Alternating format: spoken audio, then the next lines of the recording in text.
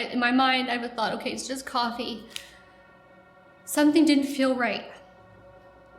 It wasn't just coffee. I can remember in my mind thinking like, God, I don't want to do this. But no was not enough.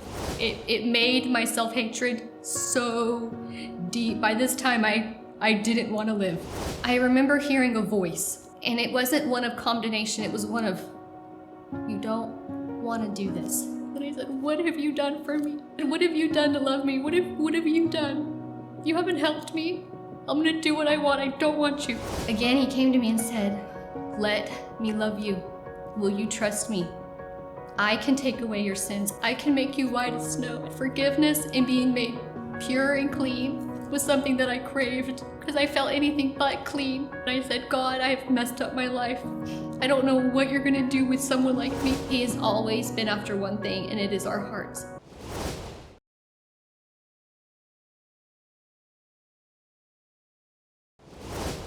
Hi, I'm Brooke, and this is my testimony. Before we start, I want to read a verse that the Lord has really given me my entire life. Psalms 40, 1-3. I waited patiently for the Lord. He turned to me and heard my cry. He lifted me out of the slimy pit, out of the mud and mire. He set my feet on a rock, and he gave me a firm place to stand.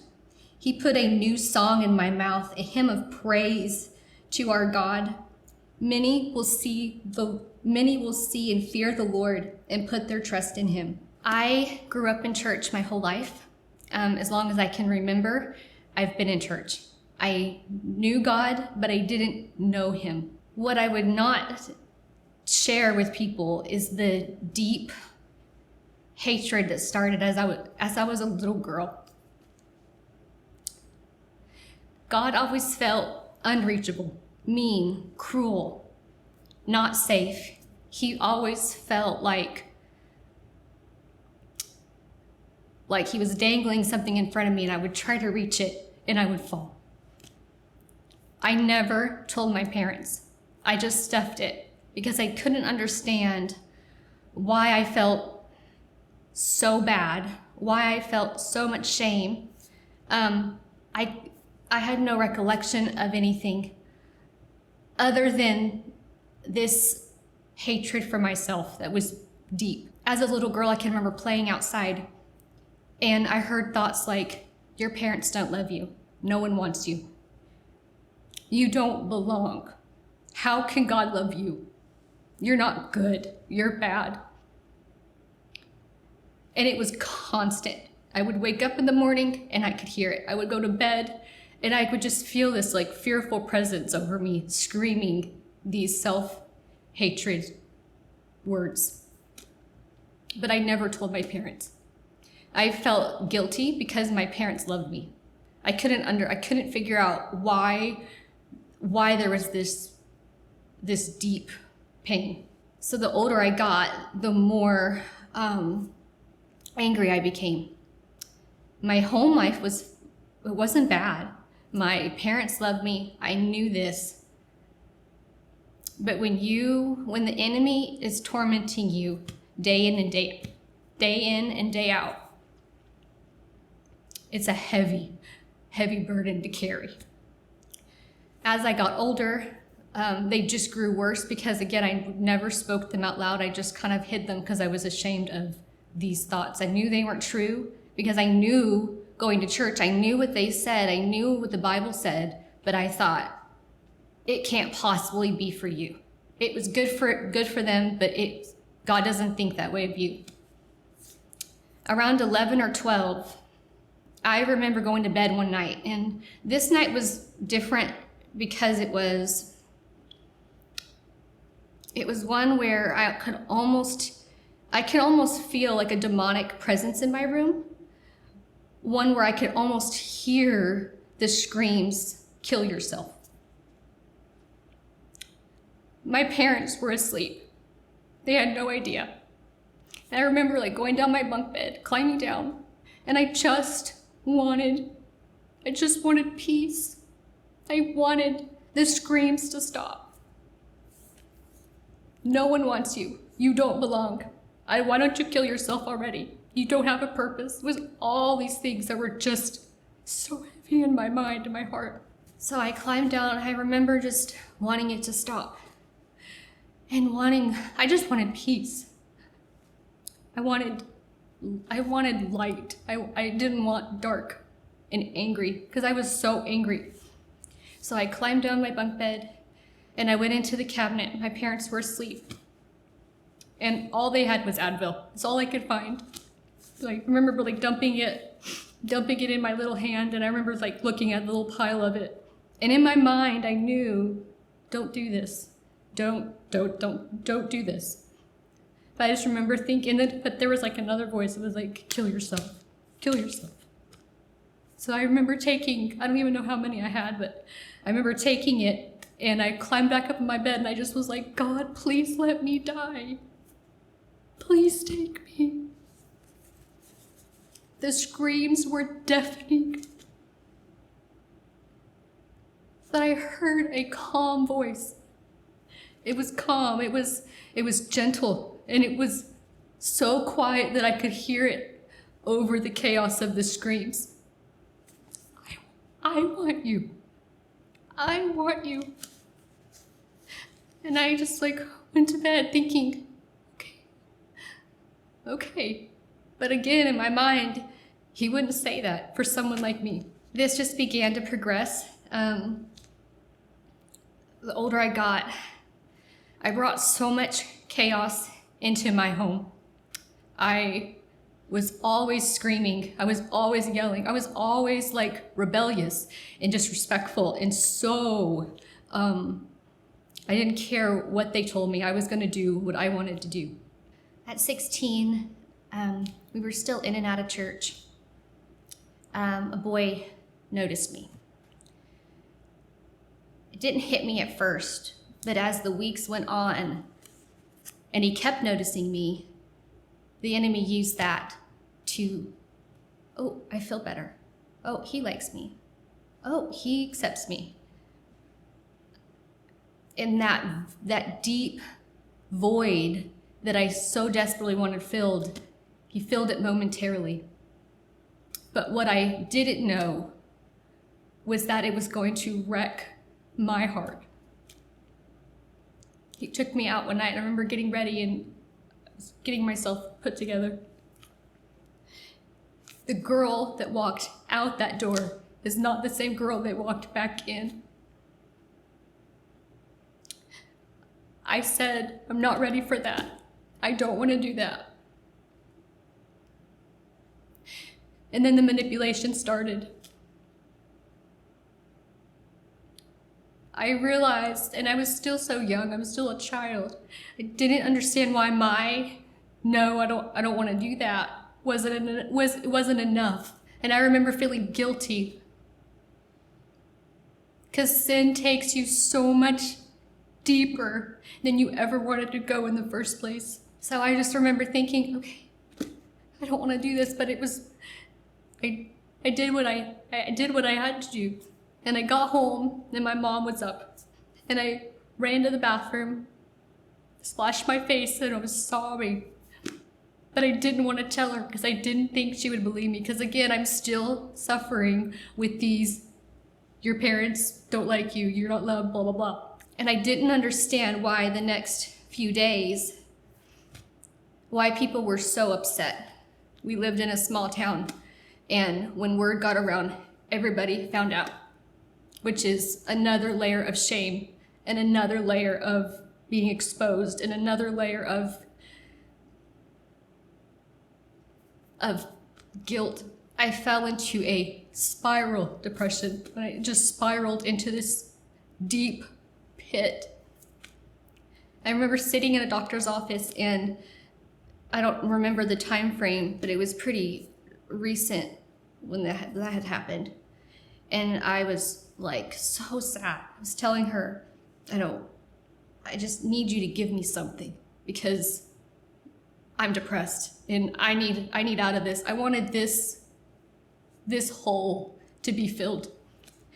And she asked me a question, and I just remember tears streaming down my face. And she said so kindly, "You do realize that what happened to you, that is called rape. Because your no is no, and your no isn't enough. It's not your fault." Because in my mind, I thought, well, you asked for it. You were the one that wanted that, and I didn't.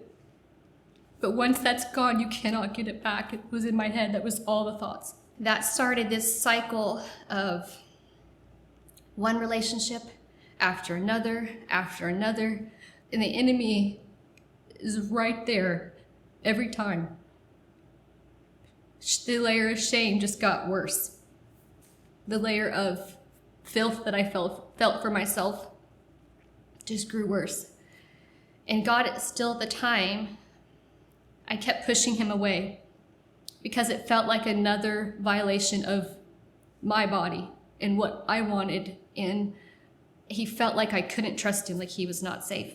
That's when I saw that alcohol was something that would work for a second. And before I knew it, I was drinking, and what I also would learn later in life is that I had a heart condition. There were times that I can remember drinking too much and being on the floor, and literally I could feel like I was dying, and I remember the only thing that I remember crying out to was, "God, keep me alive. God, keep me alive." That was the only time that I would cry out to him, or in those moments when I knew that I was dying. I would wake up the next day and do it all over again. He wasn't finished with me yet. And little did I know is that he had my heart the whole time. I just hadn't seen it. July 14th, 2006. I remembered this evening vividly. I was, this night in particular, I was so angry. And now I know it was because Jesus was coming for me. And there was a battle for my soul. I was so angry. I had purposely not ate the whole day because I wanted to drink and not wake up. That was my plan. The hatred that I had from going one relationship to the other, people's whispers, the idea of myself, it made my self-hatred so deep. By this time, I didn't want to live. So I remember I was in my room, and at this point, it didn't matter what my parents said, I was going to do what I wanted anyways. I got my keys, and I went to grab my purse, and I remember hearing a voice. And it wasn't one of condemnation, it was one of, "You don't want to do this." And I grabbed my keys and I said, "What have you done for me? What do you mean?" I said, "What have you done to love me? What have you done? You haven't helped me. I'm gonna do what I want. I don't want you." And even then I knew the voice. I almost have this picture of the Lord like stepping aside and letting me go. But he wasn't through. I get my keys and I immediately started drinking in the car. At this point, I don't even know how much I had drank this evening. By the time I got to my friends, they tried to take my keys, and I was so angry. I grabbed my keys and pushed him, and I got in my car. And I don't know the time frame, but before I knew it, I saw lights. And I was there was 2 cop cars surrounding my car. And I just remember thinking, like, what a mess. God, how are you going to fix this? How are you going to fix my heart, God? My heart is so filthy. He came up next to my window, and I remember he had a flashlight. I remember him looking behind my seat. And at this point, there was just bottles behind my seat. They were all empty. He's like, "Ma'am, you're going to have to step out." And I just remember feeling the sting of the shame. The sting of, like, your parents are going to be so disappointed. Like, he was gracious enough to say, I'm not going to put you in jail right now. You need to sober up. At this point, I don't even remember the number, but for my size, I had so much to drink. And yet the Lord still kept me because I didn't even know that I had a heart problem at this point. He took me back. He said, I really don't want to do this, but Brooke, you're going to have to come with me. And I remember being behind the cop car, being in the cop car. And that is when the Lord was like, almost this like, let me love you. Let me in, let me heal your heart. Let me be the one to sweep in. Like, you have a hole in your heart and nobody and nothing can fill it except for me. I came for you. It is you that I came to save. And I can meet you at your darkest. I remember fighting back and forth, not really fighting, but again, I'm coming from a point of, you can't possibly, the God Almighty, the creator of all the universe, wants someone like me. At this point, I felt so used up and set aside. I don't know the time, how long it passed, but he was like, Brooke, I have to take you to jail at this point.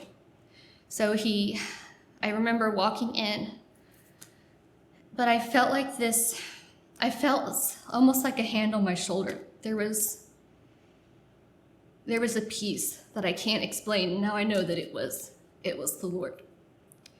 When they opened up these doors, there was like a little corner in this cement room, and it was crowded that night. And I just remember looking around thinking, oh my goodness, like, God, you have to save me because I can't save myself. It's impossible. I'm tired. I was sitting in the corner of that room, and again, he came to me and said, let me love you. Will you trust me? I can take away your sins. I can make you white as snow. And at the point that when you have gone far off, forgiveness and being made pure and clean was something that I craved because I felt anything but clean. He saved me that night, and I said, God, I have messed up my life. I don't know what you're gonna do with someone like me, but please save me. My heart is so yucky. My mom described me one time as my eyes were dark. She would look at me and she would just see darkness. But the Lord gave her a promise to keep praying and not to stop praying for me. And he told her, you pray for her heart, that her heart would want me. When I walked out of jail that day, it was morning by this point, she was waiting on me in the parking lot, and my eyes were light. There was a peace that I cannot explain other than God Almighty. That's the power of the cross. The power of the cross is it has nothing to do with how good you are or how much you try to work. We are not saved by works. We are saved by the blood of the Lamb because the Lord died for us in our darkness. The next year I would spend on fire for the Lord. He changed my entire life.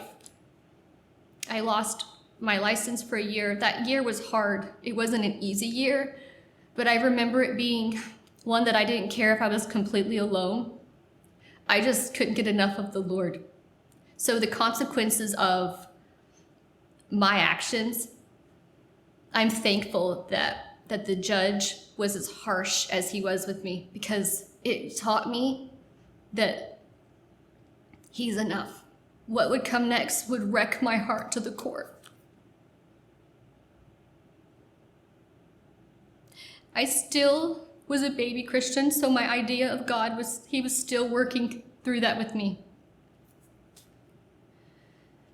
We had a very close family member call me one day. Her voice was broken.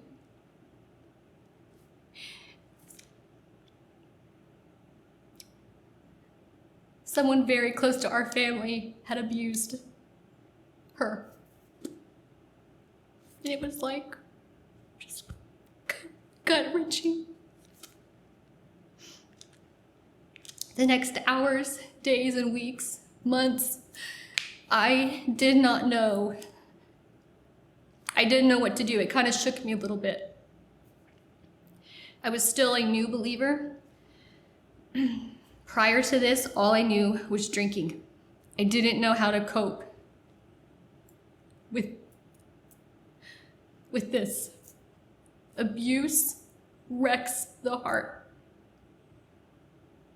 And it would wreck our family. I would go to work, come home, do the things all over again. I would try to pray and try to read my Bible, but I still, instead of going to the Lord and letting him work this out in my heart, it brought up abuse from past. And now I'm in it again. My memories cannot make much sense of what I'm remembering and what I'm not, but it hits me head on. I tried going to church. I would sit there in church and I would hear what the pastor was saying, but I'm like, my soul was just screaming. The bad thing about this was that I would not speak to my mom much about it, or my parents, and I was living by myself, and that is where the enemy had me, alone. For I don't know the time frame, but I remember there being this like tug of war of go back to where you came from. But I have the Holy Spirit now. So I knew, like, God, I don't know what to do with this. I don't know what to do with all of this. But I kept quiet, and I just tried to not tell people what I so desperately was trying to hide. But it was more shame and more heartache. I'd ask someone one day, I am struggling with drinking. Like, I don't want to drink, but this is what I'm carrying. What do I do? They didn't know how to help me. So I would go back to the vomit that I left. The thing with that is when you are a believer, now I'm grieving the Holy Spirit. I know the light that I had with the Lord, and now I'm going back into the darkness that it was. When you are a believer and you go back to what the Lord has saved you out of, it's no place for us to be, because it's much darker than when you left it. This just started a huge cycle. I would try really hard. I would go to church. I'd come home. Instead of saying, God, I am angry at you, I would be like, no, you can't say that to God. I just tried to, in my mind, I would think I got stuck in this, like, you're not allowed to tell God what's in your heart. So I started again, one relationship after the other. I would drink and come home. I can remember one day in my bathroom sink, and I had drank I don't know how much, and I was looking at myself, and I heard, like, you may as well just give up now. How can God use someone like you? It's just such as like condemning thoughts. So I laid in my bed again, like, Lord, why are you letting me live? I don't know how to get out of this. At 21, by this point I was working full time. And I had just gotten out of another relationship. I was heartbroken at this point. We had this customer come in. I never liked him. There was something about his demeanor that I just, in my spirit, it just made me sick. But he asked to take me out on a date, and I was like, I don't want to date. At this point, I was so done. And he kept just really pushy about it. So I said, okay, we can meet for coffee. I had purposely planned it so I would meet him at this place.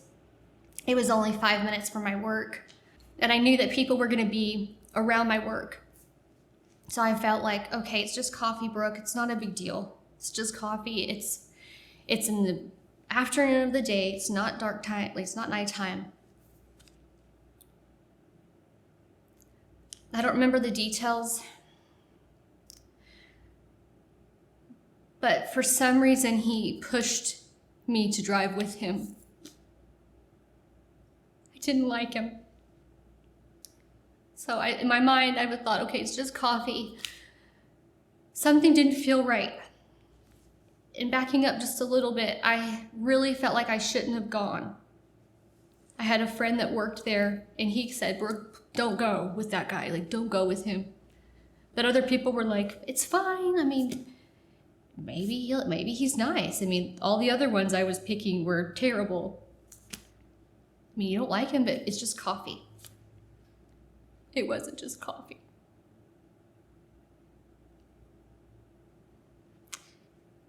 We get coffee, and I'm like, okay, I kind of want to go home. He's like, well, and he went to the drive-thru. Didn't go in. I want to show you around.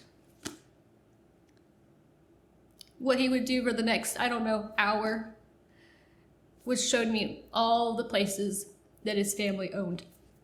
He was showing me how much money he had, how much power he had. I can remember thinking, don't show fear. Don't show fear. Pretend like you're fine. Don't show fear.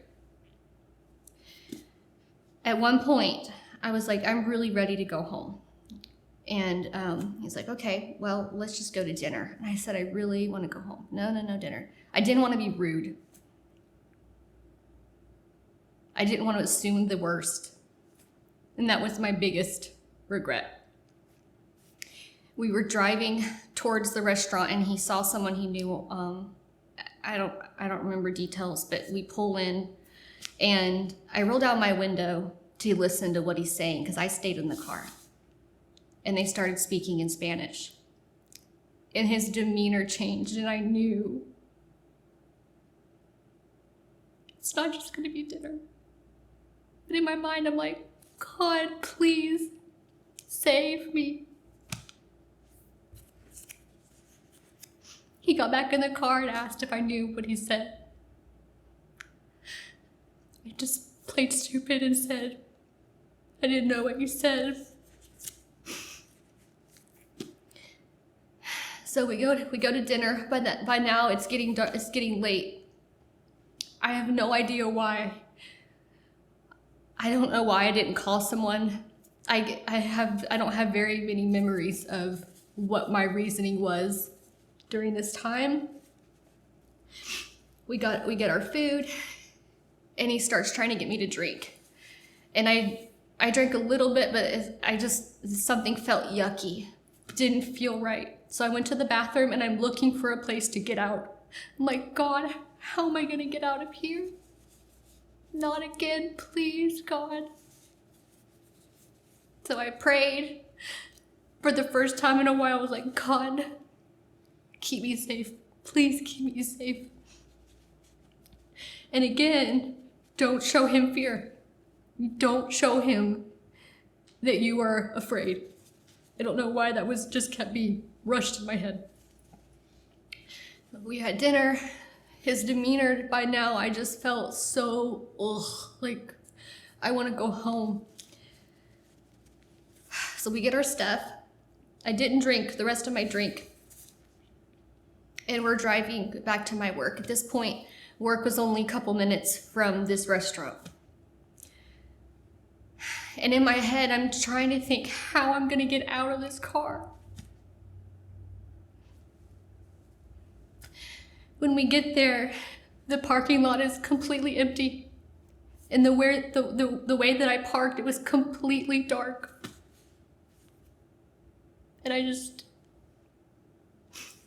so I was like, well, maybe I can have my keys in my hand and my purse. His demeanor changed again. And I said, I'm really not this kind of girl. I don't want to do this. I just want to go home. And I heard, don't show fear.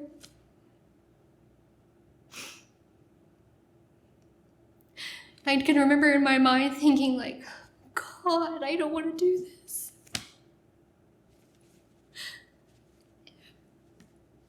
But no was not enough.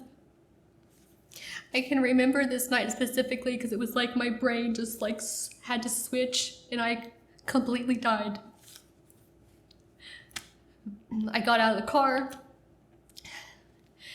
I get in my car and I just am sobbing, backing up. I had told a friend, I don't feel like I should go, but I'm gonna go. I'm gonna give him a chance. Maybe I'm just being hateful. Maybe I'm rude. Maybe I just, So I had to finally text her because by this point it was a longer duration of time. I was living by myself still at that point, and I didn't want to go back to my apartment alone, so she met me. And her mom came to the door and just hugged me, and I just sobbed. This time, the level of disgust and filth and shame, it was more than I could bear at this point. But I would do everything I could to try to blame it on myself. Somehow, if I asked for it, somehow it was my fault. I think in my mind I was trying to rationalize what had happened. When you're hit with a trauma like that, your brain can't cope. And this person came into my work pretty frequently. And now I know the money that they have wrapped up in this business that I work for. They're well known. I was too afraid to come forward. I even had something happen with my boss that was said, and I couldn't even go to him or go to anybody because I thought, well, yuck. Like, who am I gonna go to? So I stuffed it. Driving into work every day to want to see that same empty spot was just like crushed my heart. That's when my drinking became spiraling. I would go to work, go to bars, come home. Go to work, go to bars, come home. I knew that I needed God, but I didn't know how to get back to where I was with him. I think what the enemy did during this time was bring up things from when I was a little girl. Like, people say he's a good God, but that was cruel. And I had these thoughts that were so conflicting, and then I felt so guilty because I know that that's not him. But again, I wouldn't tell anybody about it. I told a few people because I thought there's no way anyone's going to listen to me.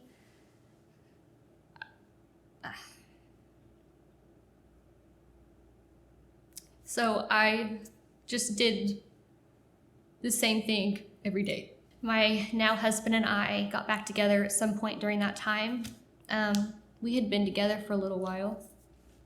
I wasn't really in church. I would go to things that my mom asked me to go to, but I was kind of numb to the idea of church and the idea of the Lord again. I can remember not feeling good. And I thought, Lord, please. I took a pregnancy test and saw that I was pregnant.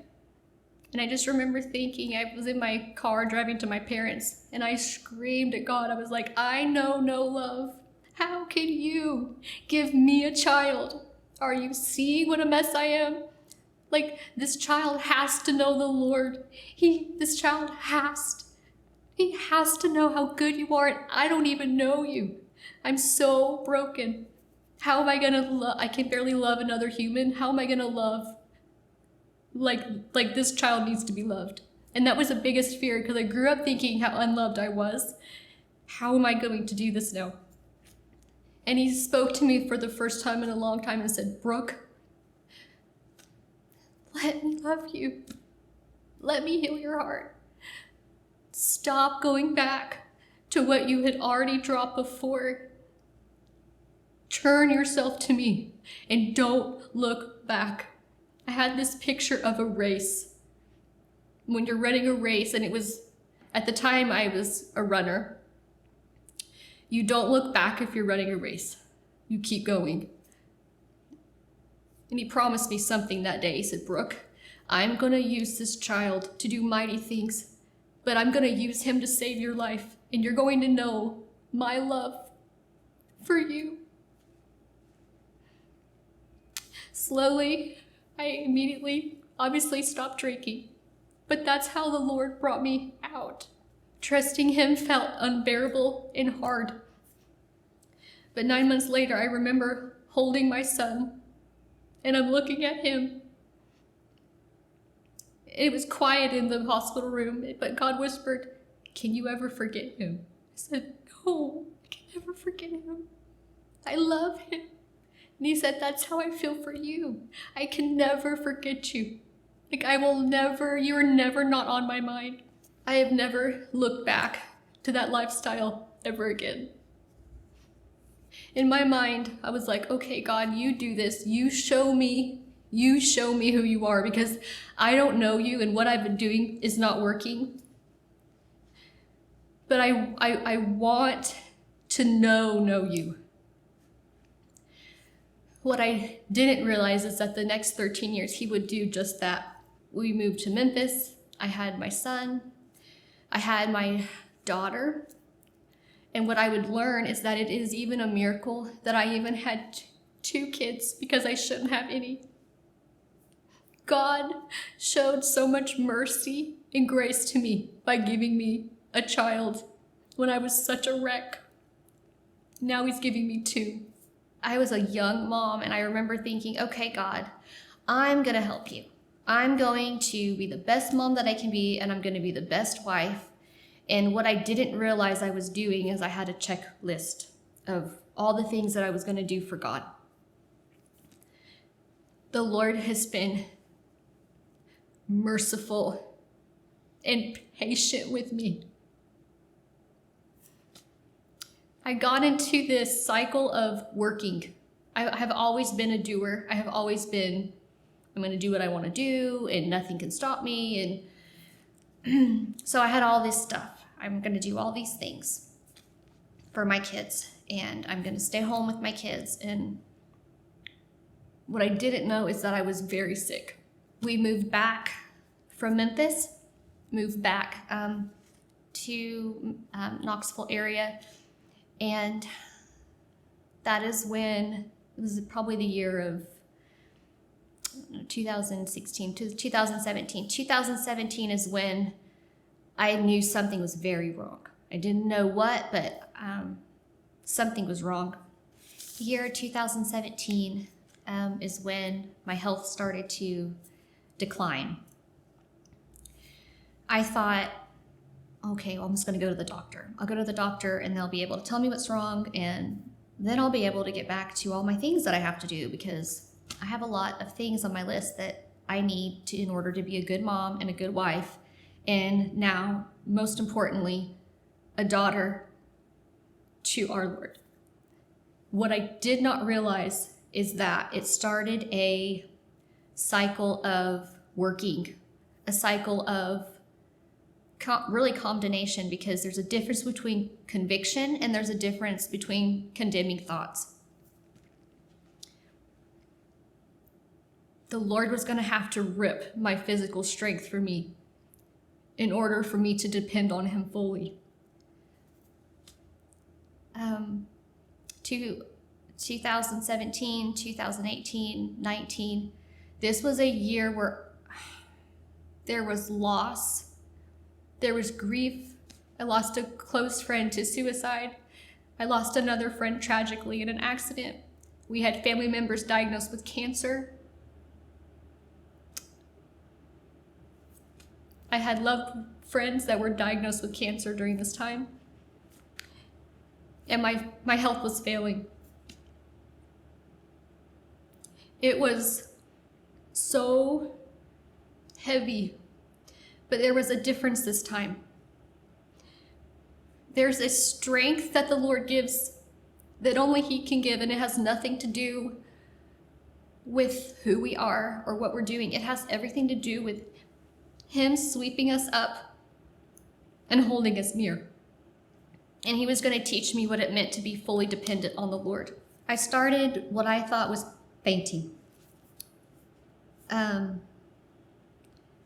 really lethargic, heavy. Like my physical body was heavy. My memory started fading. I remember I would start forgetting things. The kids would want me to play with them, and I couldn't play with them or read them a book. I remember trying to read my daughter a book, and I was looking at a word and I couldn't sound it out. I couldn't read it. I didn't know. I had forgotten how to spell this or how to pronounce this word. So I thought, I'm going to go to the doctors and they're going to be able to help me. The next 7 years, I would go to doctor after doctor after doctor. Most of them said, it's in your head. You're just depressed. You're anxious. And I looked at them and said, I'm not anxious. I'm not depressed. Like, something's wrong. I feel like I'm dying. Something is very wrong. It's in your head. One doctor said, Brooke, I think you're sicker than what you really are.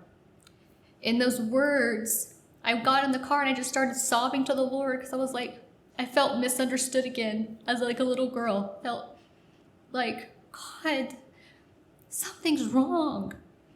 There's a level of guilt, and you don't want to be a burden. When you, especially a mom, when you are sick, those kids depend on you. It's in your husband. I feel like I got into this cycle of feeling so guilty. He would work, come home and have to clean, or have to help me clean, or have to help me do dinner.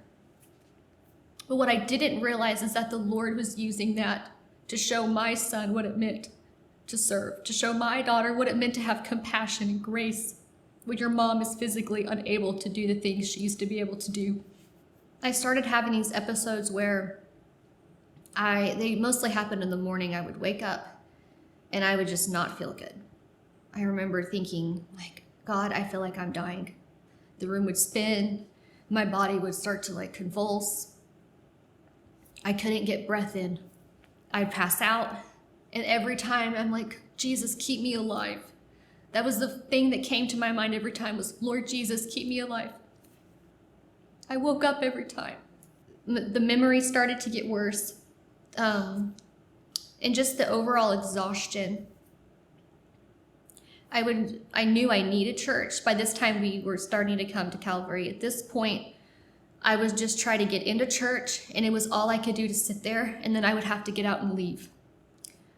Or my husband would have to get me in a wheelchair because I couldn't even walk into where the sanctuary was at this point.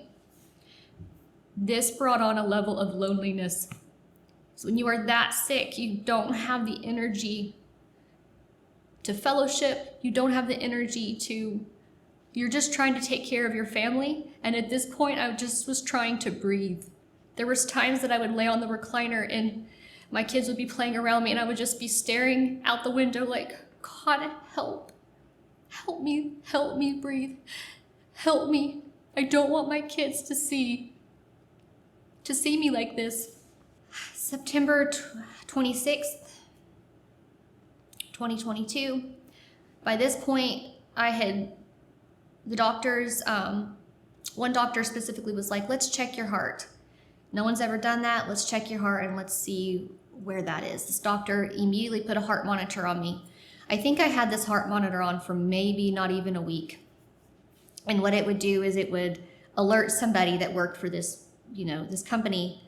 And I could also put in all my symptoms. So I had that kind of right next to me. I went to bed the night before.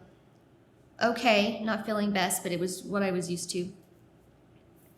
And I woke up around 5:30 this morning, maybe 5 in the morning. And my dog was on top of me. She was whimpering. She was like yelping at me and licking and trying to move my hand. And when I woke up, my eyes like barely were like open and closed. Like I remember thinking like, something's wrong. I can't breathe. And I was like, God, I don't want my kids to see my body in this house. Please, God, something is wrong. So I managed to get myself up and to sit up, and I like called for my husband.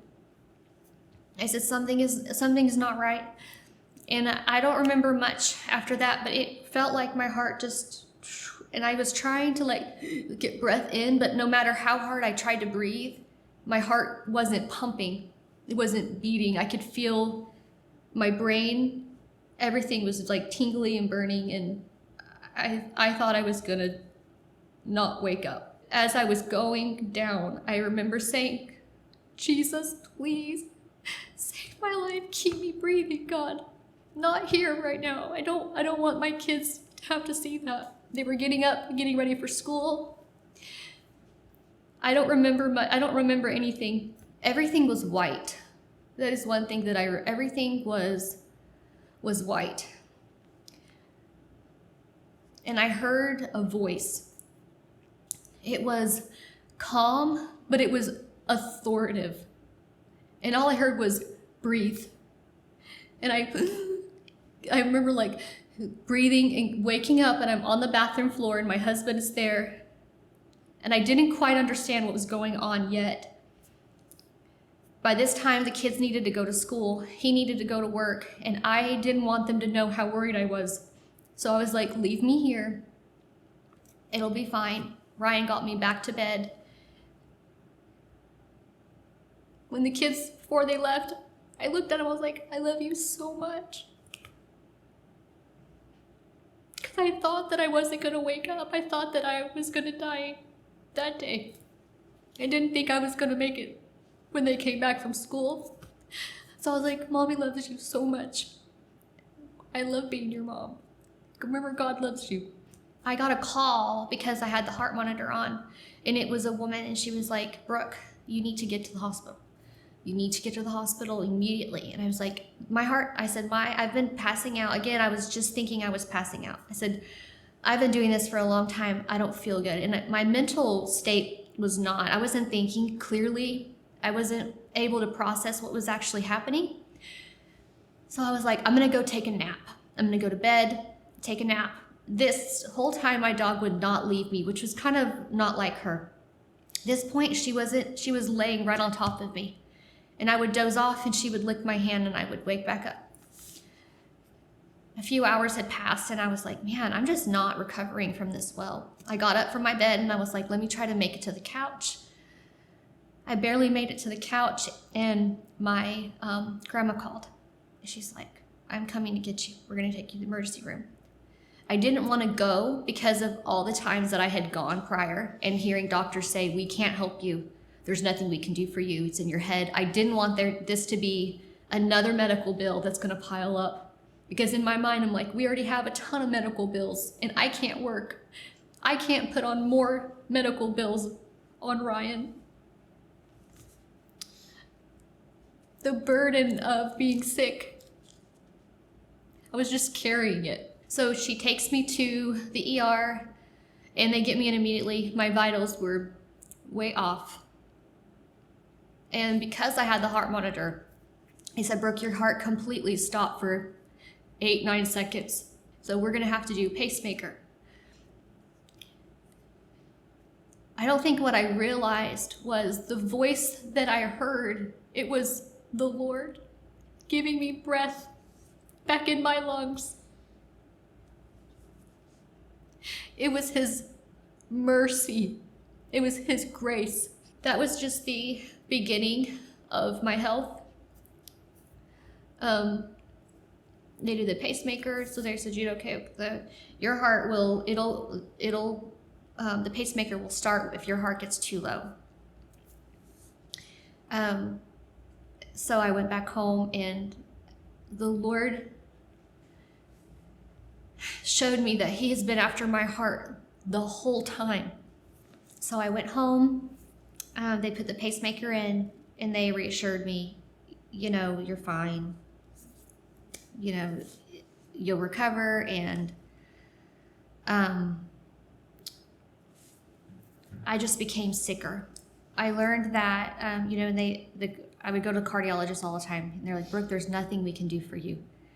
We can't help you. Maybe Vanderbilt can help you. Though they were wonderful, even Vanderbilt couldn't help me. And that's when the Lord really said to me, you're going to learn who I am in a way that you have never known me before.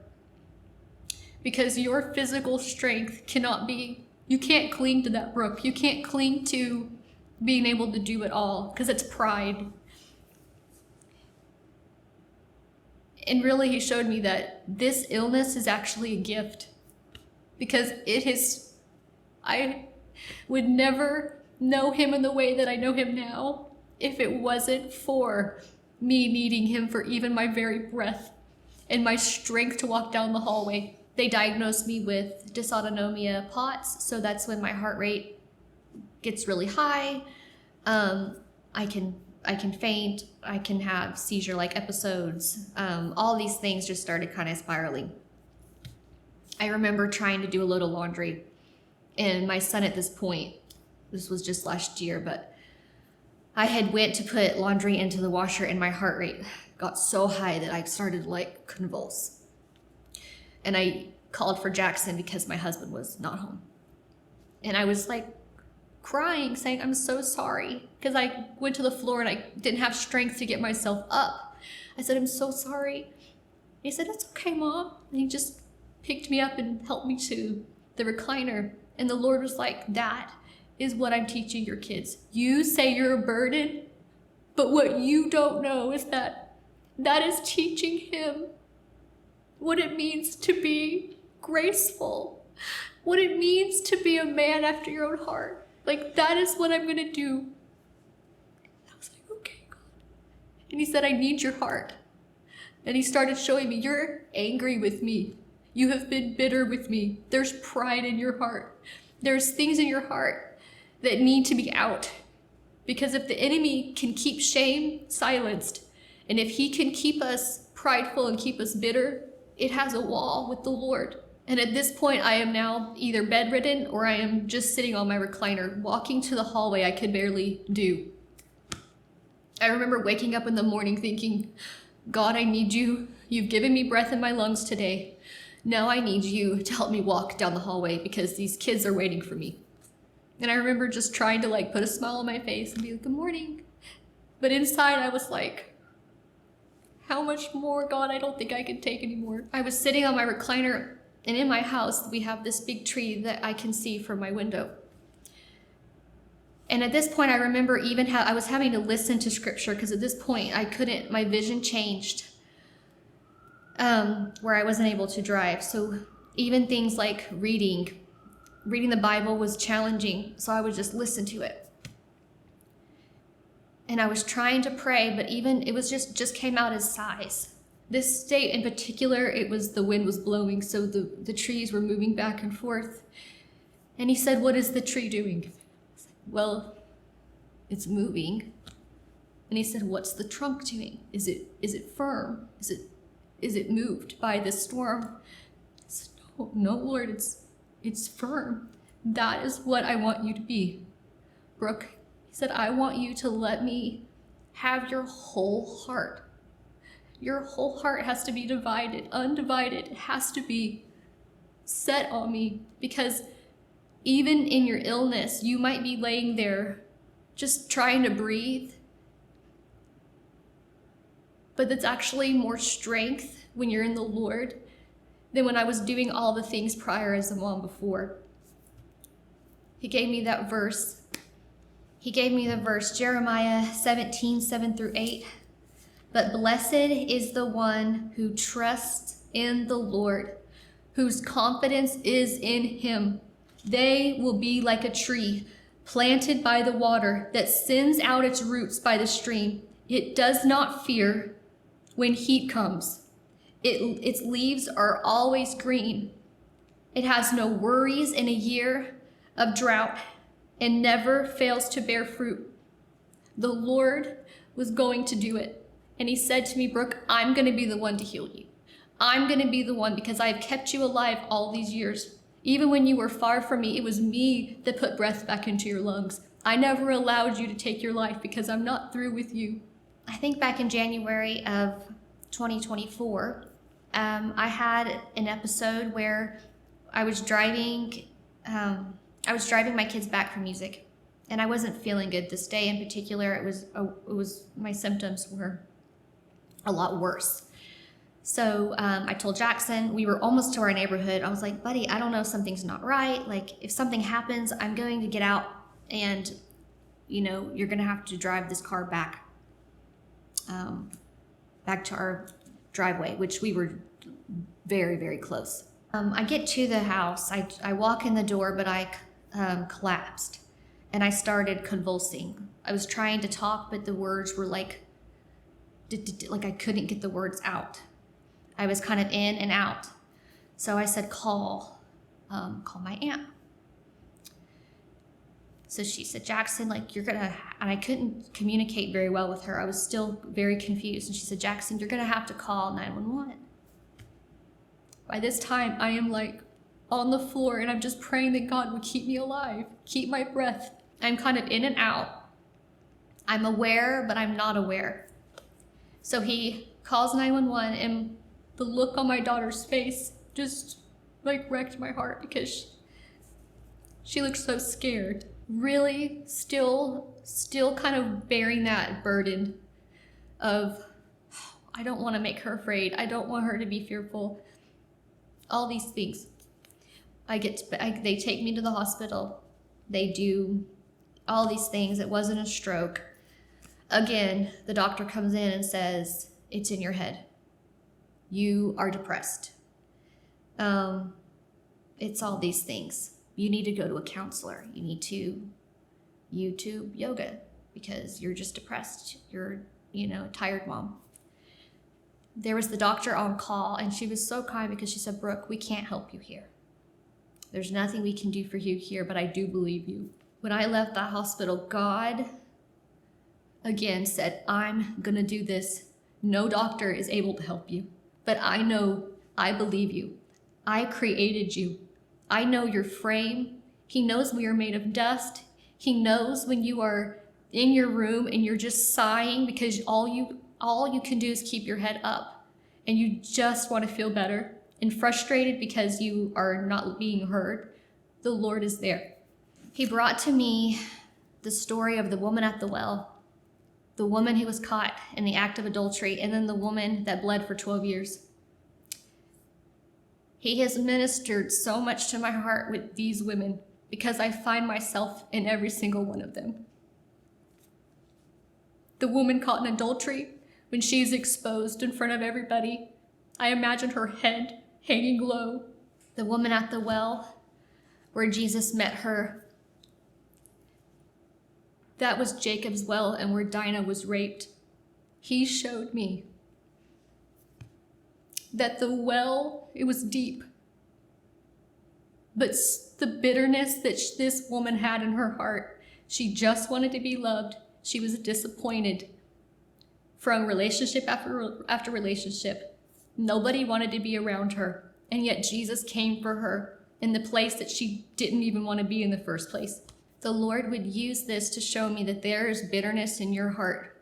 There is anger with me in your heart because you didn't feel like I kept you safe. You didn't feel like I listened to you.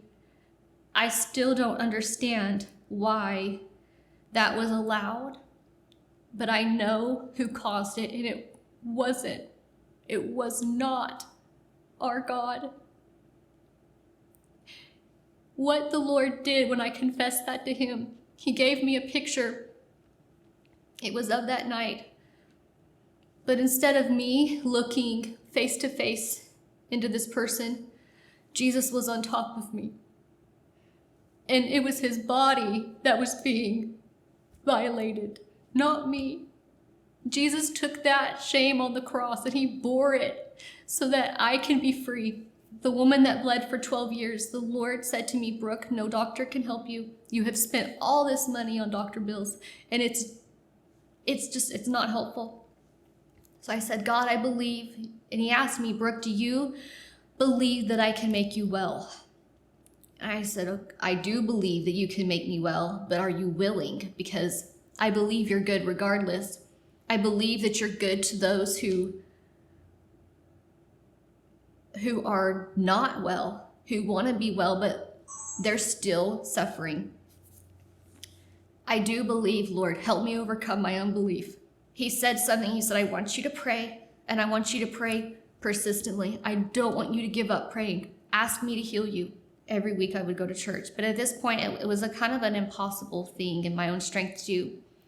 Because again, I'm just coming into church and I'm leaving because I can barely handle all the sounds and it was too much on me mentally and physically. But I obeyed and trusted the Lord in his strength. And he got me down every time to ask for prayer. This went on for a few months. And it was the women's conference in April. This day was different because I knew I needed to go, but I was having these seizure episodes. I was in a wheelchair because I couldn't even walk to the bathroom, let alone be at church all day. But I just decided I'm gonna go because I want to hear. I want to be there.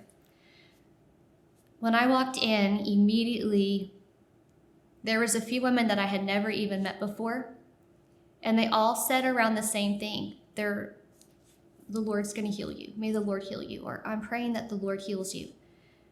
And it checked my spirit because I was like, that hasn't happened before. But I just kept. I didn't think much of it. I was like, Lord, you can heal me right here, right now. Like, I don't even have to have anyone pray for me. You can do it. The day went on, went to the women's retreat. This day, I can't remember exactly, but it was 7 or 8 women that had prayed for me. Towards the end, I did not know how I was going to make it through to listen to Pastor Jack preach, but I wanted to listen. They allowed me to come back inside so that I could lay down. And as soon as I come inside, before church started, I started having these seizure episodes. I think I had 3. And I almost felt like the enemy was trying to pull me out of church. And I just kept feeling like the Lord was like, you stay. I don't care how bad it gets. I don't care how bad your heart gets. You prop yourself up and you don't move. So I remember I kind of like laid myself down. And at this point I was so tired. I was listening to what Pastor Jack was saying, but I was exhausted. And I just remember propping my feet up and laying back. And after the message was over, I wanted to get home. It was a lot and I was not feeling good. But I heard, go and ask for prayer. And I kind of, I don't want to say argued, but went back and forth like, God, all these people have prayed for me today. You can speak the word. Go ask for prayer. So I went down and I asked for prayer. And as soon as they were done, I heard, get up and walk. You are healed.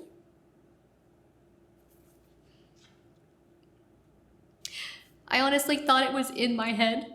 I didn't even believe what I heard. I was like, well, that has to be a Brooke thought. That is God. Okay, I heard that, so I'm just gonna wait on that. There was another couple that came up behind me. They didn't know what I had just heard. And they put my hand on my shoulder and said, God is gonna heal you. And what they didn't know is that God just said, get up and walk, you're healed. So I go home, I go to bed, I wake up. Usually in the mornings, I almost felt like I was paralyzed. I woke up, walked down the hall, and I'm sitting there doing dishes, and it was like the Lord tapped me on the shoulder and said, what are you doing? And I looked, and I was like, I'm doing dishes. And I realized that I walked all the way down my hallway without needing a walker, without needing a cane. I started doing walking around my house, and I was like, I'm not limping. My heart is not clenching. He said, you depend on me. I will do it. So even though I am not fully healed, I still cannot drive. I still struggle daily. What he is doing is he's healing my whole heart. I started to be able to walk a mile in my neighborhood. I haven't been able to walk since I since I was a runner years ago. And I was walking the other day, and I just remember like the sun was shining and the breeze was blowing, and God said, Brooke, I am your sustainer. You do not put your faith, don't put your hope in earthly things. You put your hope in me, because I will not disappoint you. This whole time, my whole life, he has always been after one thing, and it is our hearts. And when we hand it over to the Lord and trust that he is enough, he shows himself to be faithful, and he shows himself to be true.